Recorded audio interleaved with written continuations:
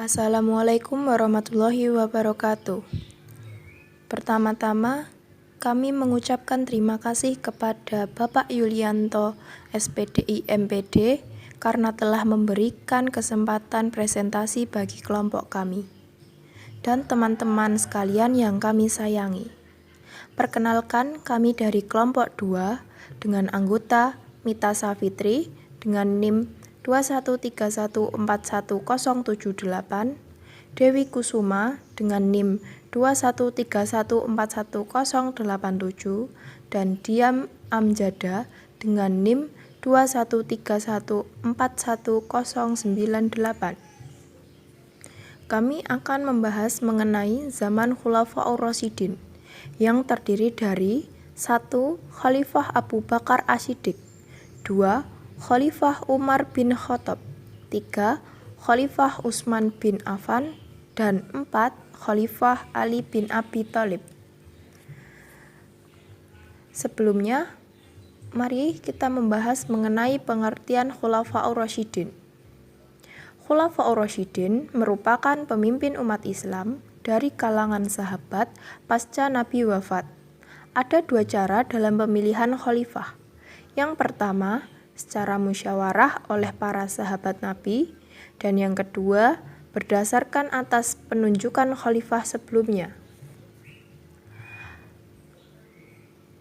Abu Bakar As-Siddiq memimpin sejak tahun 632 sampai 634 Masehi. Umar bin Khattab sejak 13 sampai 23 Hijriah atau 634 sampai 644 Masehi.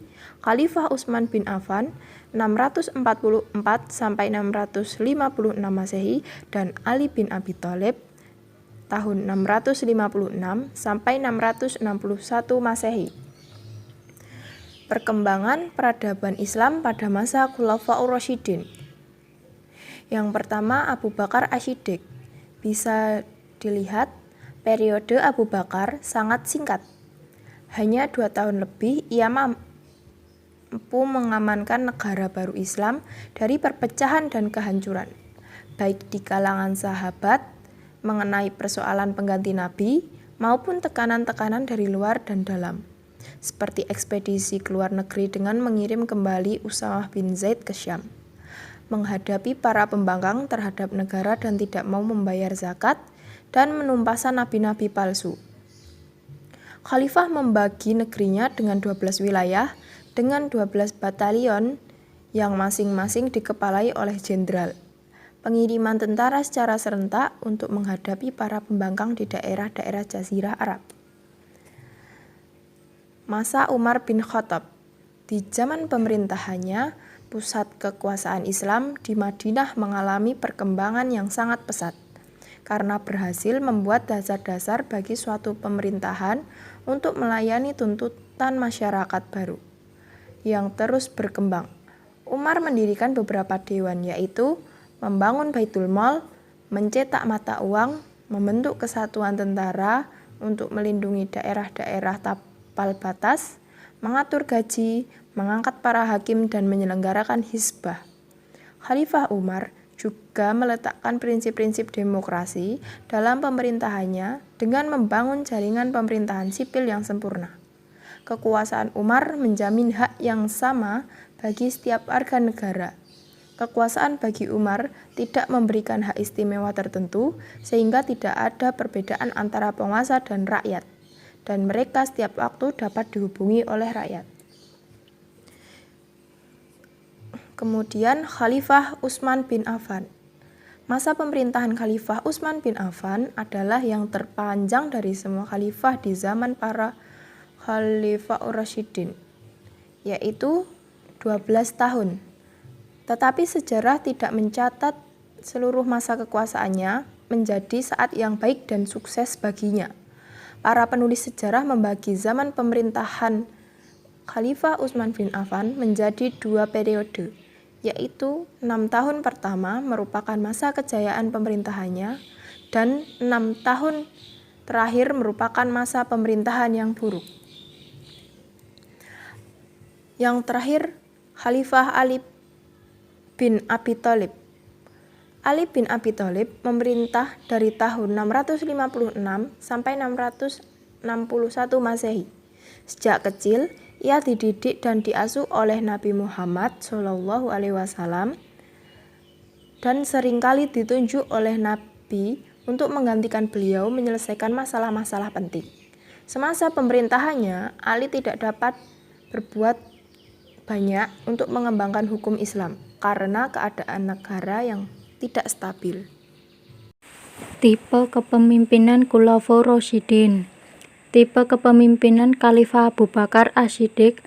Dalam masalah pengambilan keputusan, Abu Bakar mengikuti jejak Nabi Muhammad SAW, yakni ia sendirilah yang memutuskan hukum di antara umat Islam di Madinah, sedangkan para gubernurnya memutuskan hukum di antara manusia di daerah masing-masing di luar Madinah. Adapun sumber hukum pada Abu Bakar adalah Al-Quran, Sunnah, dan ijtihad, pengkajian, dan musyawarah dengan para sahabat. Tipe kepemimpinan Khalifah Umar bin Khattab. Dalam mengambil keputusan hukum, Khalifah Umar bin Khattab sama dengan Abu Bakar. Sebelumnya mengumpulkan sahabat untuk bermusyawarah, ia bertanya kepada sahabat lain, "Apakah kalian mengetahui bahwa Abu Bakar telah memutuskan kasus yang sama?" Jika pernah, ia mengikuti keputusan itu. Jika tidak ada, ia mengumpulkan sahabat dan bermusyawarah untuk menyelesaikannya. Tipe kepemimpinan Khalifah Utsman bin Affan. Kepemimpinan pada masa Utsman sama seperti kepemimpinan di masa dua sahabat sesudahnya. Utsman yaitu mengutus petugas-petugas sebagai pengambilan pajak dan menjaga batas-batas wilayah untuk menyeru amar ma'ruf nahi munkar dan terhadap masyarakat yang bukan muslim, berlaku kasih sayang dan lemah lembut serta berlaku adil terhadap mereka. Utsman memberikan hukuman cambuk terhadap orang yang bisa minum arak dan mengancam setiap orang yang berbuat bid'ah dikeluarkan dari kota Madinah. Dengan demikian keadaan masyarakat selalu dalam kebenaran. Tipe kepemimpinan Khalifah Ali bin Abi Thalib. Kepemimpinannya telah teruji. Ia berani menghadapi kaum musyrik dalam perang Khandaq yang berjumlah 24.000 prajurit. Pasukan berkuda yang dipimpin oleh Amru bin Wud hendak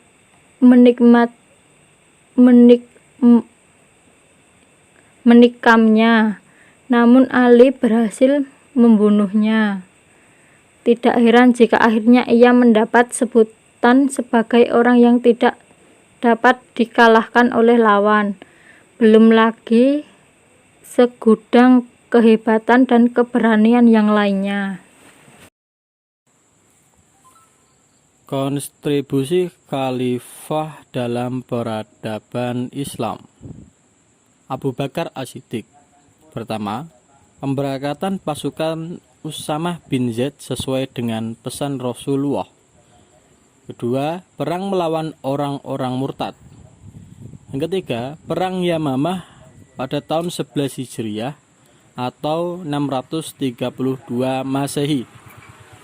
Yang keempat, penaklukan Islam. Yang kelima, permulaan perang Yarmuk pada tahun 13 Hijriah atau bertepatan dengan 634 Masehi. Yang keenam, penghimpunan Al-Quran. Umar bin Khattab. Yang pertama, Umar turut aktif menyiarkan agama Islam. Yang kedua, menetapkan tahun Islam yang terkenal dengan tahun Hijriah berdasarkan peredaran bulan atau komariah. Yang ketiga, sikap toleransinya terhadap pemeluk agama lain. Utsman bin Affan. Yang pertama, memperluas wilayah Islam. Yang kedua, membangun bendungan untuk menjaga arus banjir yang besar dan mengatur pembagian air ke kota-kota.